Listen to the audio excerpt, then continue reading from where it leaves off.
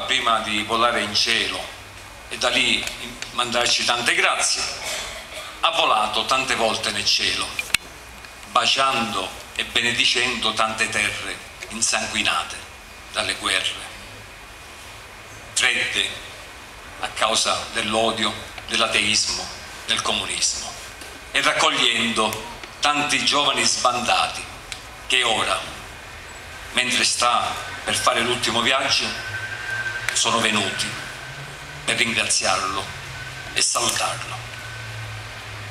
Papa amato, Papa amanti, Ramaronna e di santi, un ne parlamolo Signore, tanto fu suo dolore.